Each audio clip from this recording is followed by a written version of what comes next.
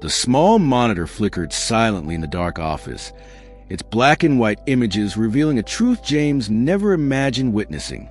His fingers trembled over the mouse as he watched. For the third time in a row, his daughter Emily standing up from her wheelchair when she thought she was alone in her room. 10 years.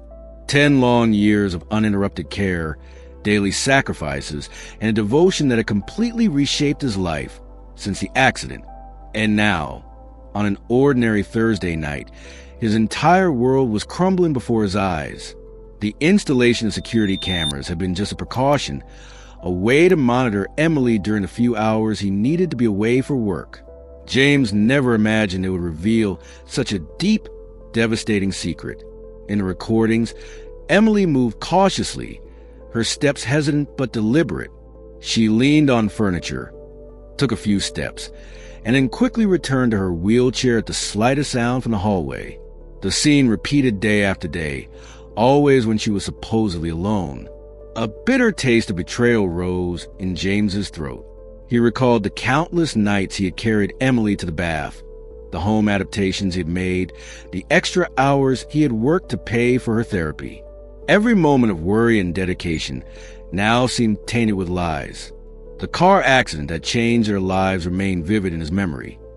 The deafening crash, the screams, the paralyzing fear of seeing his 16-year-old daughter unconscious in the passenger seat. The doctors had said she might never walk again, and James had devoted every moment since then to being the father she needed. He ran his hands over his tired face, feeling the weight of every wrinkle carved into his skin over the past 10 years. The initial anger began to give way to painful confusion. Why? Why would his own daughter maintain such an elaborate deception for so long? What had driven her to this extreme? As he watched the images on the screen once more, something beyond betrayal began to emerge in his heart. Among Emily's hesitant movements, there was something else. Fear, shame, a fragility that went beyond the physical. Her gestures were those of someone carrying a burden far heavier than supposed paralysis. Then, a detail in the recordings caught his attention, something he had overlooked in his initial viewings. Emily wasn't just walking in her room. In one of the videos, she held a yellow envelope, carefully hiding it under a loose floorboard. James's heart pounded. That was the same kind of envelope that arrived monthly from the insurance company, containing the settlement payments for the accident. With silent steps, James crossed the hallway to his daughter's room. The soft sound of her breathing indicated she was asleep. Kneeling in the exact spot he had seen in the video, he lifted the board with trembling fingers. There, a pile of yellow envelopes was revealed, all unopened. 10 years of untouched payments. The discovery hit James like a punch to the stomach. His daughter wasn't just faking paralysis. She had refused to accept the insurance money. The lie went far beyond the physical. It was a self-imposed prison, a punishment Emily inflicted upon herself. But why? What kind of guilt could justify a decade of self-inflicted suffering? Beneath the envelopes, a piece of paper caught his attention, an old news article about the accident, stained with tears. The words jumped off the page. Teenager takes the wheel for drunk father. James felt the world spin. The memory of that night, which had always been a blur in his mind, began to take shape with devastating clarity. It wasn't him who had been driving. It was Emily. She had tried to get him home safely. The truth hit him with crushing force. His daughter wasn't just a liar. She was a martyr, carrying alone the weight of a guilt that wasn't hers. And he, in his reclaimed sobriety, had been blinded by his own distorted version of that fateful night.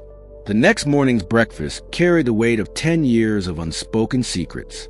James watched Emily through the steam rising from his cup, studying her every movement with new eyes.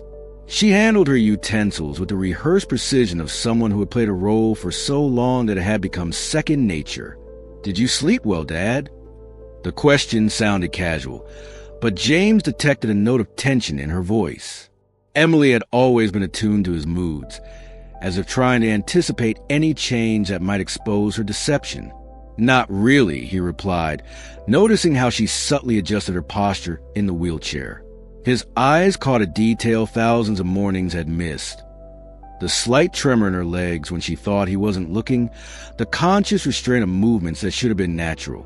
The memory of the accident, now seen through the lens of this newly uncovered truth, stirred a different kind of pain. He remembered regaining consciousness in the hospital, confused and disoriented. Emily had been in the bed beside him, and her first words were, "I'm sorry, Dad. I should have driven better." At the time, he had attributed those words to trauma and medication. Now, they carried the devastating weight of truth. "I was thinking of taking a vacation," James remarked, watching his daughter's reaction. "Maybe visiting the lake house, like we used to." A flicker of panic flashed in Emily's eyes, almost imperceptible, but it was there. The lake house. The last place they had truly been happy before lies and guilt built walls between them. "I don't think that's a good idea," she said, her fingers nervously playing with the tablecloth's edge. "The adaptations there aren't really suited for her. For your condition?" The words came out sharper than he intended, and Emily visibly paled. The silence that followed was thick, laden with unspoken words. James could feel his heart pounding against his chest, battling the urge to confront her right then and there, to expose the truth he had discovered. But something held him back, perhaps the same paternal instinct that had made him dedicate a decade of his life to her care. "Emily," he began, his voice softer, "do you remember what I always say about second chances?" She lifted her gaze, surprised by the change in his tone. "That they're rarer than first chances, and therefore more valuable," she replied automatically, a lesson he had repeated countless times since giving up alcohol. "Exactly." James reached across the table, his hand covering hers. He felt her trembling slightly under his touch. "And sometimes we have to be brave enough to accept them." Tears began forming in Emily's eyes, and for a moment, James saw the frightened teenager who had tried to save him that fateful night. The moment was interrupted by the shrill ring of the phone. It was from the hospital. An emergency required James's immediate attention. As he stood up to take the call, he didn't notice the determined look that appeared in Emily's eyes, nor the way her hands gripped the wheels of her chair firmly. She had made a decision, one that would change the course of their lives once again. The hospital emergency kept James occupied for hours, his mind split between his patients and the conversation with Emily that had been abruptly cut short. When he finally found a break, he saw 5 missed calls from her on his phone. His heart pounded. Emily had never called more than once in the past 10 years. When he arrived home, he found the door unlocked. The silence that greeted him felt different this time. On the kitchen table, a yellow envelope, the same kind he found hidden, was open for the first time. Beside it, a note written in Emily's careful handwriting. "Dad, you always said that truth, no matter how painful, is the only path to healing. Today, I realize that my lie didn't just protect me. It also shielded your memories of that night. I can't carry this burden anymore, nor let you bear a guilt that isn't yours. I went to seek help at the place where it all began." James felt the world spin. The place where it all began. The rehabilitation clinic, where Emily had spent her first months after the accident. The same place where he, devastated by guilt and alcohol, had started his own recovery. He drove like a man possessed, Emily's words hammering in his mind. When he arrived at the clinic, he was met with an unexpected sight. It wasn't Emily waiting for him in the reception area, but Dr. Sarah Mitchell, the therapist who had treated both of them a decade ago. "She knew you'd come," Sarah said, her face marked by a grave expression. "But before you see her, there's something you need to know." The doctor opened an old folder, revealing documents yellowed with time. Emily wasn't driving that night, James. The ground seemed to vanish beneath him, but the article, the envelopes, they were planted by me. A familiar voice said behind him. James turned to find Margaret, his ex-wife, standing in the doorway. Her eyes carried the weight of 10 years of secrets. "I put the fake article under the floorboard, along with the envelopes," she admitted. "I needed you to discover the truth this way." The revelation hit James like a bolt of lightning.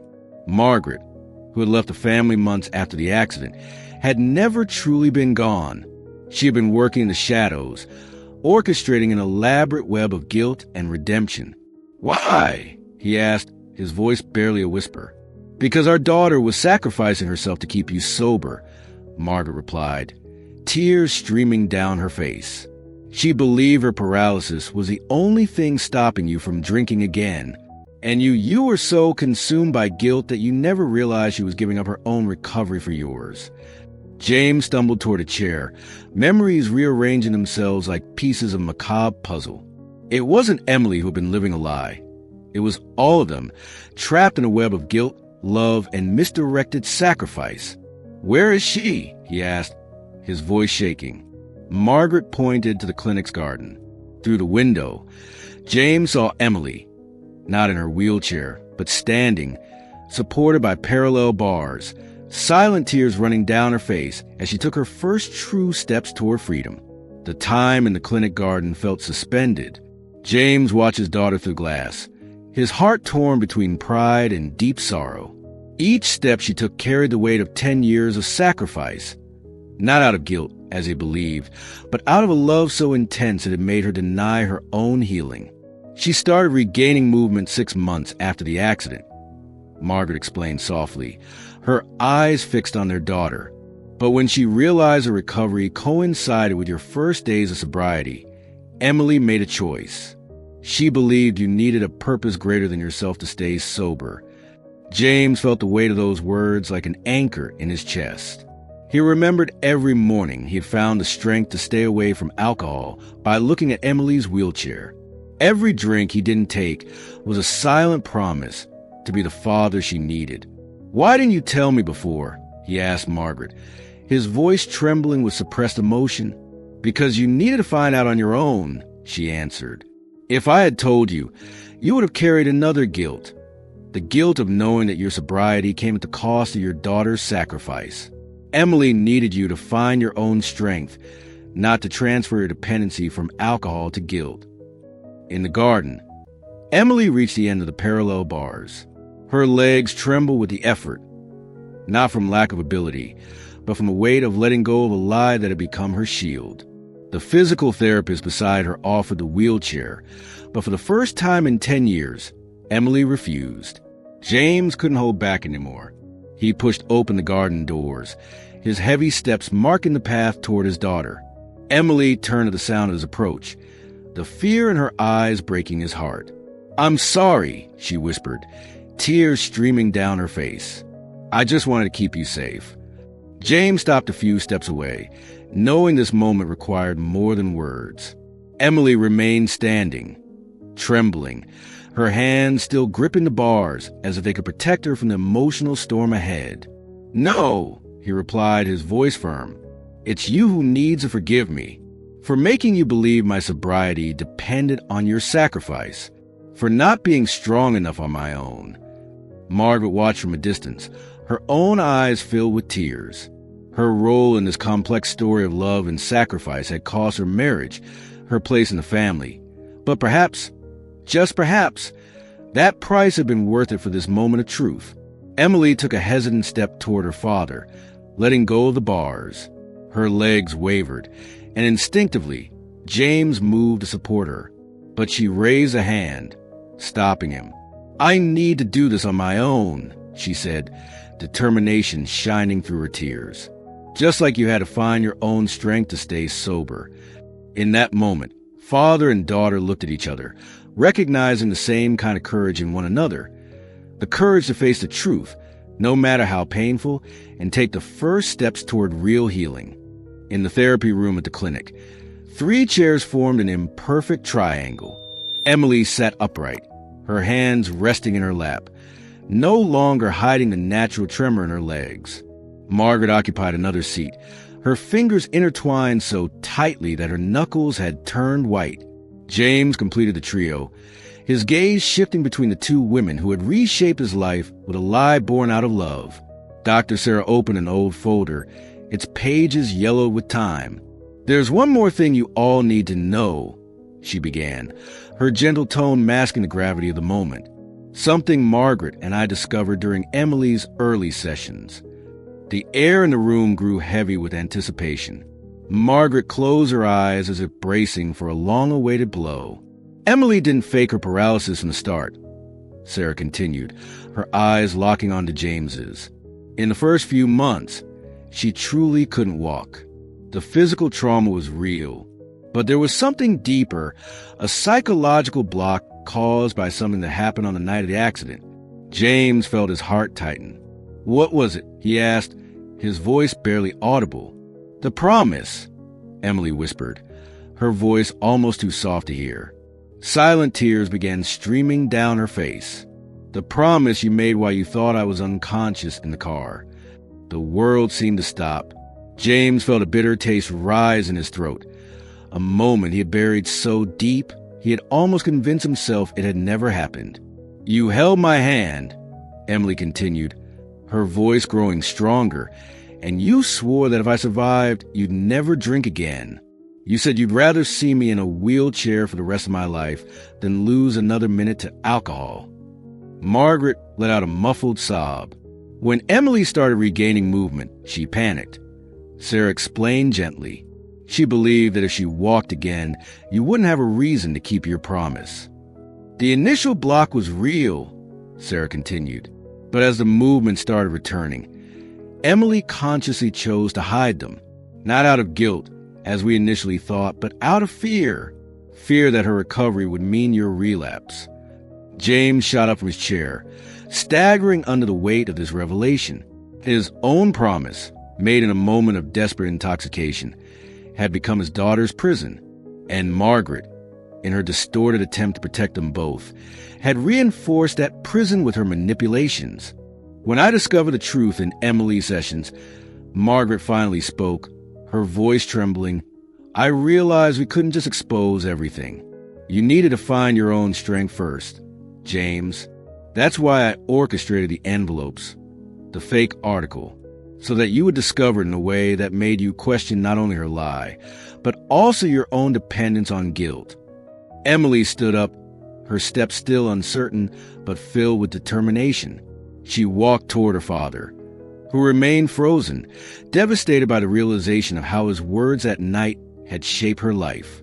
"It wasn't your promise that kept me in the wheelchair, Dad," she said, gently touching his face. "It was my fear that I wasn't strong enough to help you any other way. But now I understand. Sometimes loving someone means letting them find their own way to heal." The golden hues of sunset painted the clinic walls in warm shades of amber as James finally found the strength to speak. The last few hours had been filled with long-buried truths, each revelation more painful than the last. Now, sitting on a bench in the clinic garden beside Emily, he held in his hands a final yellow envelope, the one she had never opened. The paper was creased at the corners, marked by time and the weight of the secrets it carried. "There's something you two don't know," James said, his voice carrying the weight of his own secret. Margaret, who stood nearby, instinctively stepped closer. The gentle breeze of the afternoon ruffled her graying hair, reminding James of how much she had aged carrying the burden of her own choices. "That night, before the accident, I had made a decision." His hands trembled as he opened the envelope, revealing not an insurance check, but an old crumpled letter. The words, written in the unsteady handwriting of a drunken man, were still painfully legible. "I had written this for you both. It was my farewell letter." Emily felt the air leave her lungs. Beside her, Margaret covered her mouth, stifling a sob. The distant sound of footsteps in the clinic hallway seemed to amplify the silence that followed. "The accident wasn't just a result of drinking," James continued, his words heavy with regret, his eyes fixed on the flowers in the garden, unable to face the two women. "I was driving to the pier. I had decided that you'd be better off without me." His hands clenched the letter, crushing the already worn paper. "When the car crashed, my first thought was that I had succeeded. But then I heard Emily screaming, and for the first time in years, I was afraid to die." The revelation hit Emily like a wave. Her entire body trembled, not from the false paralysis, but from the impact of the truth. All these years, she had carried the weight of keeping her father alive through her supposed condition, without realizing that the accident had already done just that. It had given James a reason to live. The promise I made wasn't a desperate bargain, James continued, tears now flowing freely down his face.